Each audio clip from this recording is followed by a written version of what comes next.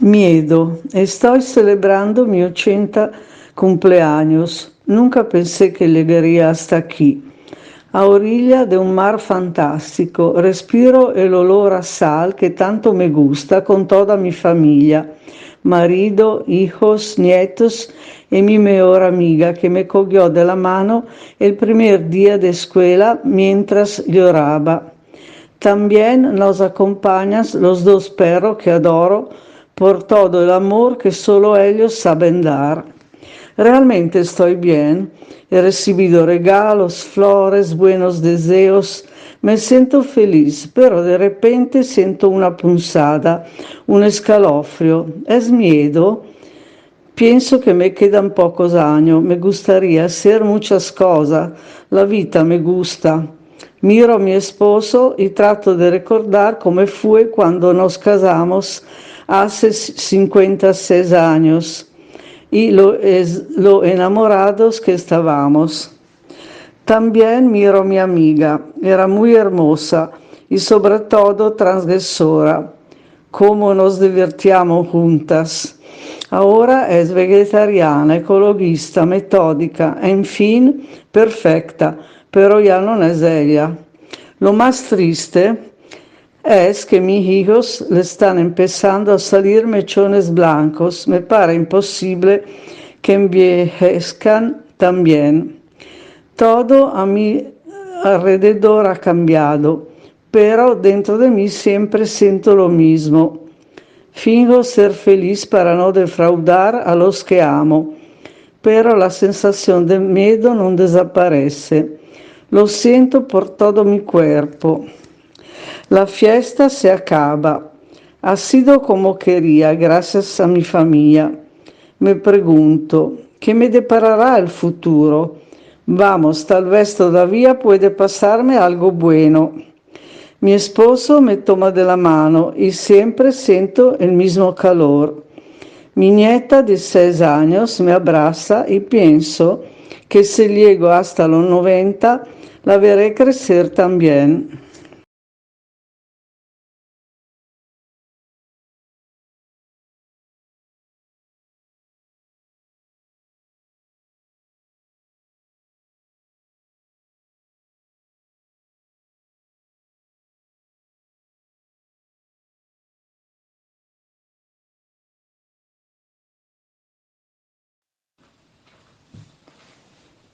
La maldita herencia del murciélago chino. Por fin, dijo Gabriela tirándose sobre el asiento del coche. Se cubrió los ojos con las manos. Le dolían de una forma rara, como si dos agujas los traspasaran. Sintió la sospecha otra vez. No podía ser, no podía ser. Acababa de pasar una hora charlando con su amiga Patricia, tomando un helado. Algo que debía ser agradable, pero esa cefalea que le talabraba la cabeza le parecía demasiado para ser un simple resfriado.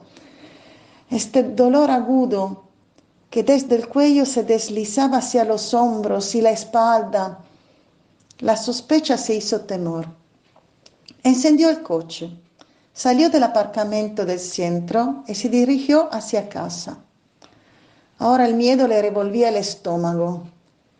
Así que esa maldita herencia del murciélago chino, que con sus metamorfosis a lo largo de más de 2 años había angustiado y encerrado el mundo, ahora le tocaba a ella.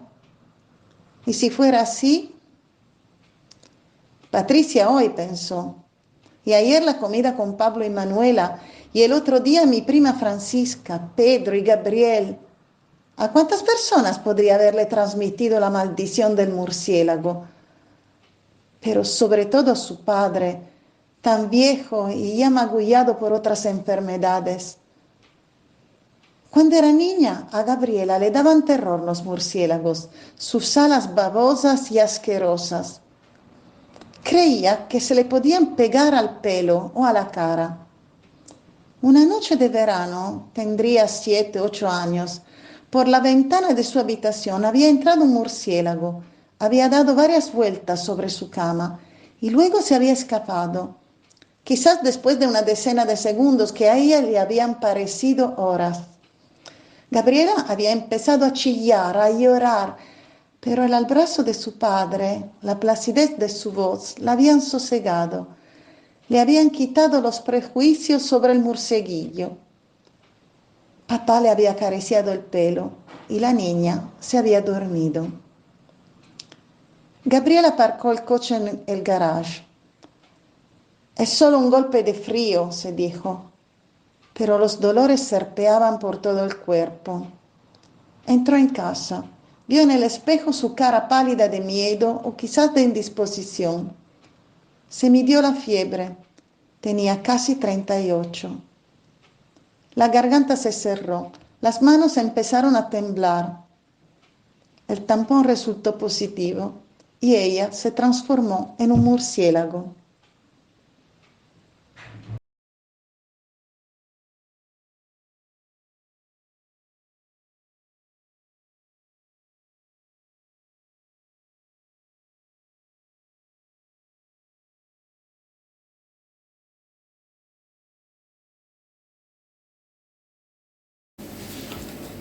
El árbol exclusivo. Domingo, otro día completamente vacío. Ya sé que me sentiré demasiado mal, puesto que no tengo o no quiero hacer nada. Han transcurrido 3 semanas desde que me encerraron aquí, en esta habitación. ¿Por qué estoy aquí? Tal vez porque la vida me parece una enorme confusión, llena de amenazas, pandemias, cambios climáticos, guerras. Mejor estar encerrado. ¿Vale? Pero después se apodera de mí la inquietud por el tiempo que pasa, que se va sin que yo reaccione. Quizás tendría que salir al jardín, pero no, mejor que no. El miedo al monstruo desconocido que está afuera me aplasta. Soy escritor, tendría que volver a escribir, pero no quiero escribir. Quisiera dormir mucho para evitar la angustia de la realidad, pero no, mejor que no. No puedo dormir, el sueño me da miedo y luego tendría que despertarme. No, mejor que permanezca despierto. Tomo otro café, ya he tomado 3. Mejor que me enfrente a otro día, muy fatigoso, complicado, pero real. Por lo contrario, dormir es escapar de la realidad, o mejor dicho, encontrarme en algo no real, incluso una pesadilla. Efectivamente, todo empezó aquella noche en que las ramas de los árboles del jardín se chocaban entre sí, bajo la furia del viento, golpeando la ventana. Parecían llamarme. A pesar del miedo, me asomé y escuché. El viento traía voces diferentes. Algunas pertenecían a animales, otras a niños, y una, aunque no podía estar seguro, pertenecía a un árbol. Tienes que buscarme, soy un árbol exclusivo. Pregunté. ¿Qué quieres decir con el árbol exclusivo? Tú mismo te darás cuenta al encontrarlo y entonces comprenderás. No sé por qué, pero a pesar del miedo, por fin conseguí salir y me adentré en la reserva natural que costeaba la playa. El viento se había detenido y todo estaba silencioso, de no ser por el leve ruido de las olas. La luna estaba creciendo, al horizonte salía del mar, roja, sangrienta, parecía el sol, palideciendo a medida que se elevaba en el cielo. Mientras tanto, ni rastro del árbol exclusivo. De pronto, al mirar hacia el estanque donde solían nadar las nutrias, vi a una joven con un largo vestido blanco que se sumergía lentamente, el agua acariciando suavemente sus piernas, sus muslos. La joven avanzaba. El agua era como un abrazo alrededor de su pecho, llegando a su cuello. Empieza a nadar, pero algo pasa. Se sumerge y no reaparece. Yo que no nado, yo que me ahogo, me quedé paralizado sin hacer nada. Por fin salió a la superficie. ¿Qué haces aquí a esta hora? Estoy buscando un árbol. Vamos entonces, te ayudaré. Sé de qué se está hablando. Después de un largo camino en la reserva, me señaló un árbol con varios agujeros, donde se escondían murciélagos, bichos y distintos animalitos. Todos parecían felices. Decidí quedarme allí yo también, al amparo del árbol exclusivo que se había convertido en mi madriguera. Antes de que pudiera agradecérselo, la chica se había ido. Permanecí en el hueco del árbol unos días. Sorprendentemente allí El miedo había desaparecido. Pero, puesto que me estaban buscando, por fin me encontraron y me trajeron aquí, en esta habitación, donde a veces lloro y a veces río y donde la mitad de mi cerebro está aplastada por el miedo a vivir y la otra está fuera, buscando emociones.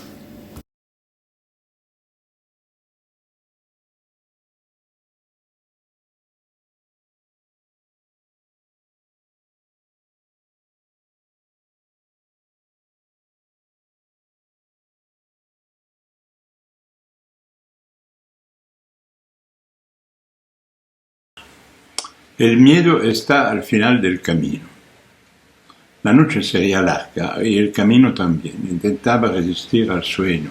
El brillo de los faros de los coches que se me cruzaban me mantenía despierto. Conducía un viejo Pontiac americano largo como un barco.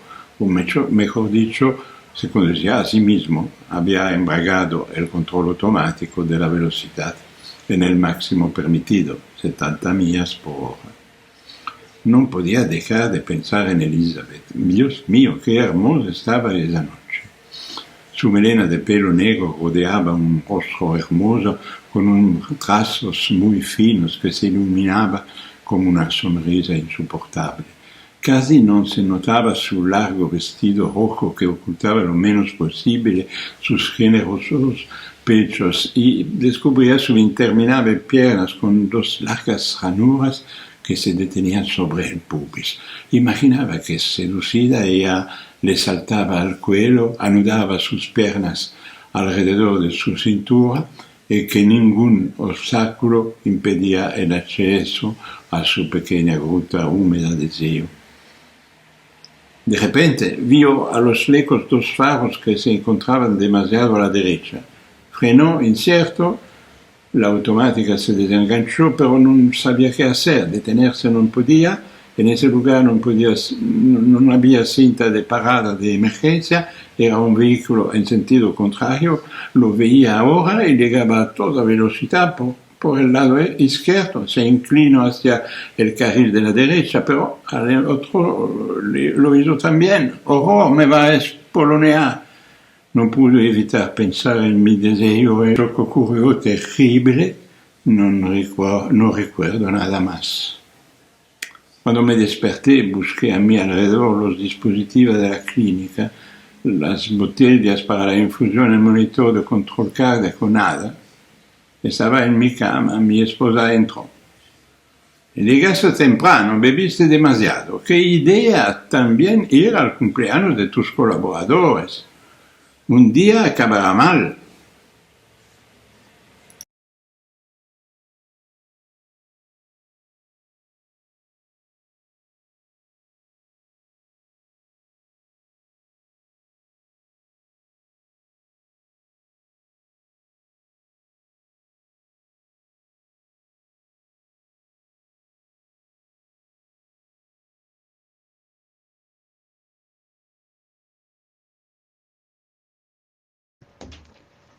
La clave. Lo siento, me espetó sin apenas pestañear, sus ojos miopes fijos en los míos. No existen alternativas. Ninguna, le interrogué sin apenas mostrar emoción. Nada, me respondió negando con la cabeza para enfatizar aún más sus palabras. Intenta arreglar sus asuntos pendientes, me exhortó con tono grave. Viva. Así terminó la breve conversación. Le estreché con vigor su mano tendida a la vez que me incorporaba.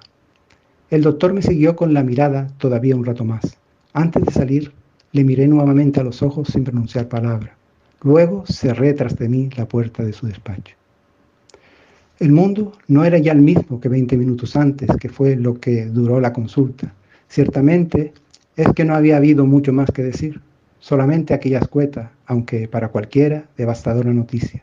No sentía temor. Solo silencio y aceptación, quizá también algo de vacío ante lo implacable de la sentencia. Cáncer, tal y como esperaba.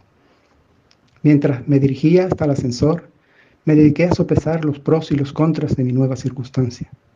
Es mucho más tiempo del que han dispuesto otros, razoné en primer lugar para quedar a continuación ensimismado. Y tampoco es para tanto, concluí después de la breve pausa, a la vez que, en un casi imperceptible gesto, me encogía de hombros. El elevador abrió sus puertas en la planta baja y saliendo del mismo, sin decir palabra, me deslicé entre la gente que transitaba por los pasillos del hospital, como si fuera un fantasma. Ellos me ignoraban a mí, y yo, enfrascado en mis pensamientos más profundos, también a ellos. Como un autómata salí a la calle y una vez en el exterior respiré tan hondo como pude. Ahora eres tú el protagonista, me dije mientras apretaba los labios. Nadie sabía nada de mí. Para el mundo yo era otro mortal más, con sus pequeñas preocupaciones cotidianas, como todos. Un vendedor de lotería le decía en aquel momento a su cliente que lo miraba con cierta resignación. Lo siento, no ha habido suerte, sigue intentándole. Y yo pensé, ¿qué sabrá este lo que es tener o no tener suerte? Supongo que cuando uno fantasea en la distancia sobre su propia muerte, puede incluso imaginarse enfrentándola con un comportamiento romántico, teatral, casi heroico. Pero cuando sabe que es justo a la vuelta de la esquina donde de seguro le está esperando la de la guadaña, sus pensamientos y reacciones son más prosaicos, mucho menos gratos de observar. Puede ser que este fuera mi caso, pero muy lejano de mi más que masticado propósito. El encarar aquellos instantes finales sin perder ni un ápice de dignidad, incluso con elegancia. Tal era mi deseo. Al fin y al cabo, y como decía Sófocles, la muerte no es el más grande de los males. Aún peor es querer morir y no poder hacerlo. Había recreado esta escena infinidad de veces. En todas ellas, la reacción ante la noticia había sido muy diferente. En algunas me había puesto a llorar, en otras había pensado incluso en el suicidio. Tampoco me hubiera parecido una reacción muy incongruente a la decisión de no prolongar un dolor inútil. Pero no era ese en absoluto mi estilo. Para un nihilista como yo, el no disfrutar de lo único que en principio tenía constancia de que existiera, me parecía como mínimo absurdo. Ahora me encontraba ante lo que parecía la versión definitiva de un drama interior, y la conclusión era que, por sorprendente que fuera, no me sentía en absoluto asustado. En realidad, tal situación me parecía hasta interesante. Mi tiempo estaba decidido, a lo sumo, 1 año, y ello en el mejor de los casos, según se me había explicado. Desde mucho tiempo atrás, había descubierto con cierta desazón aquel bulto sospechoso, pero desde un primer momento había optado por la estrategia de ignorarlo por completo, y más adelante, a mantenerlo en secreto el mayor tiempo que fuera posible. No me podía quejar. No me debía quejar. Después de una buena vida me había alcanzado el tiempo de la cosecha, de recoger lo sembrado. Únicamente temía al dolor, pero para eso sí que existían remedios. La brisa acarició con suavidad mi rostro, y no lo digo como una metáfora. Literalmente sentí como si su mano invisible me acariciara con cariño. Ahora que estaba a punto de perder la vida, me sentía como nunca parte de ella. Por primera vez observé al mundo con una cierta sensación de alivio, también con algo de nostalgia. El cielo, de un delicado azul pintado de nubes, el despreocupado ir y venir de los transeúntes en medio del otrora molesto bullicio hacia el cual me sentía ahora indulgente, la elegancia de algunos edificios, el encanto de aquella fuente que día y noche me refrescaba el oído con su musical cadencia.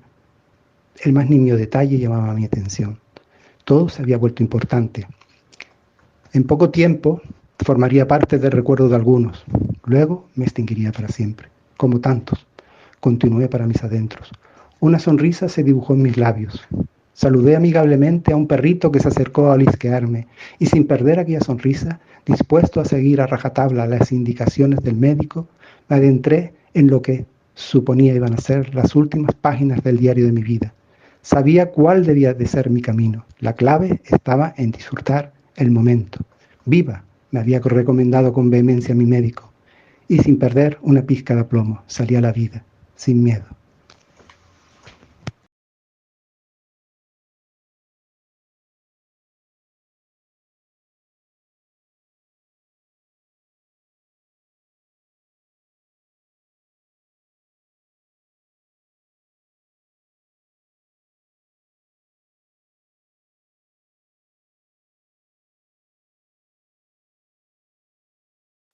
Epígrafe. El miedo no detiene la muerte, detiene la vida. Salir del tiempo. Él necesitó crear un país para no salir de él, y así no tuvo miedo al esfuerzo de vivir. En ese país nunca hubo problemas, pero tampoco había nadie, y enfermó. Demasiada paz, y después entró una nube negra, me dijo. En silencio seguí escuchando. Las personas sanas no suelen acordarse de visitar a los enfermos, me parece lo normal. Es triste la habitación de un hospital. Poco puedes hacer, y menos cuando el paciente, nunca mejor dicho, no tiene ganas de hablar. Todos nos ocupamos, estamos haciendo nuestras cosas en nuestra vida con gente sana. Algunas personas entran y salen para cuidarte, pero la estancia sigue vacía y gigantesca, el mejor lugar para estar cuando realmente necesitas serenidad. Todos tenemos miedo cuando fuimos niños. Hicimos un esfuerzo enorme durante meses, pero tú eras el que sentía la soledad de levantar la cabeza, el esfuerzo de ponerte en pie, lo difícil que era entonces caminar, tan difícil como ahora para mí estar, tan solo estar. Intento explicarte desde tu mirada a la mía, a ti, amigo, al que te pido ayuda. Asentí con la cabeza mientras le dije que ya me había explicado lo que tenía que hacer. Sabía que éramos uno. Escucho, sé que son importantes sus palabras. Aprendí todo con la dificultad propia de la vida. Y entonces no era un trabajo llegar a la adolescencia, terminar la carrera, llegar al despacho, caminar y hasta correr bajo el sol. Eran etapas. La vida era sencilla, pero los escalones eran muy altos y los subí. Ahora no puedo leer mi alma. Miro y veo un agujero, un pozo oscuro y profundo, y las nubes también son grises. Estás tan lejos.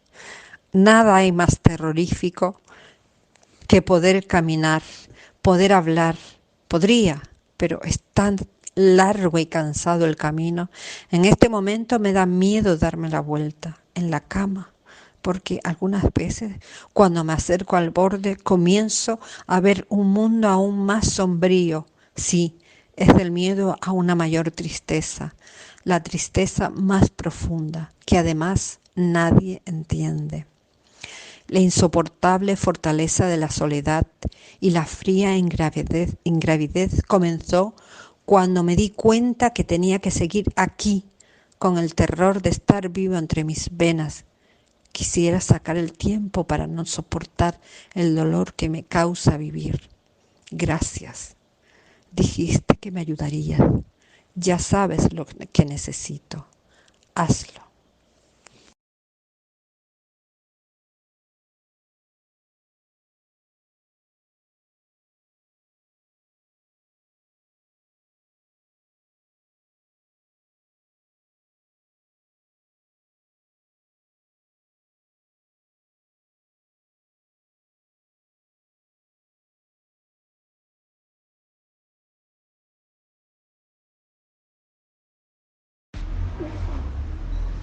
Miedo.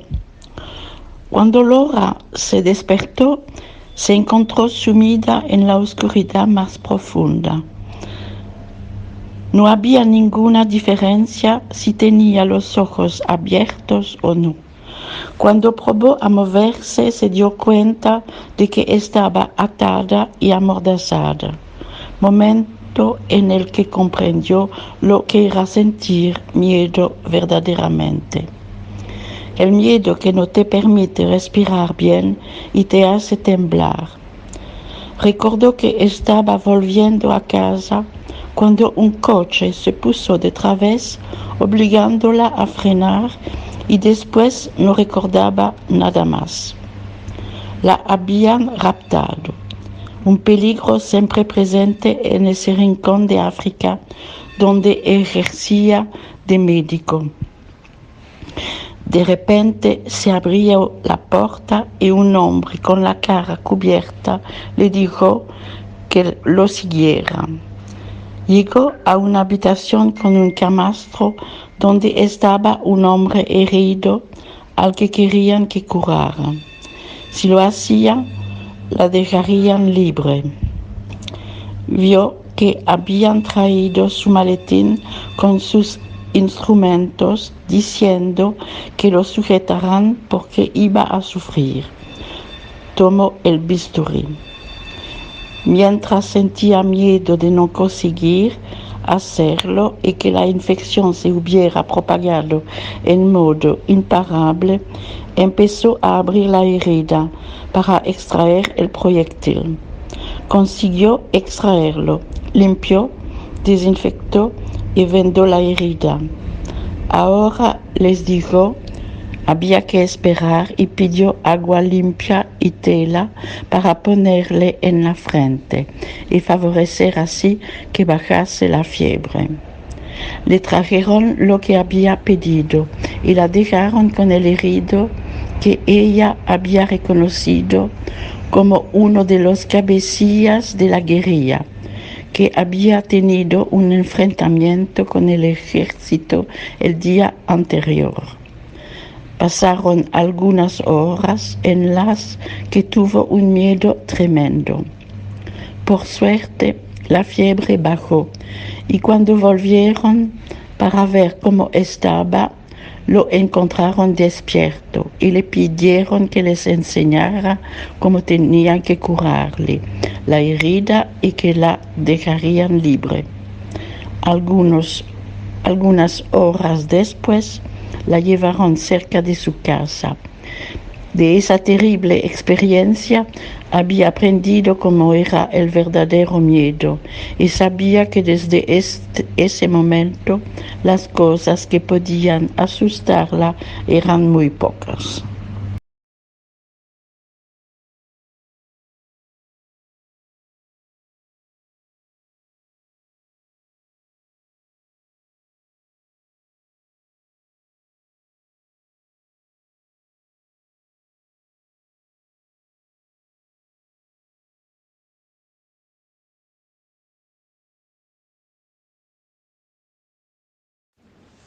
Miedo.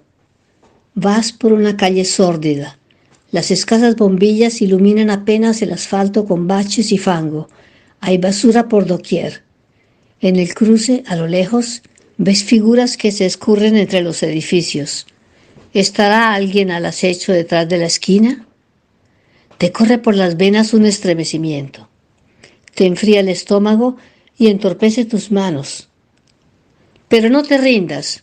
Tú eres más fuerte. Que no se te congele el aliento. Siente fluir la vida por las narices. Llénate de prana salvadora. Extiende tus crispados nervios y endulza tu rostro. Acuérdate de que eres cintura marrón de karate. Y además llevas en el bolsillo el talismán que te dio el chamán. No podrán hacerte daño.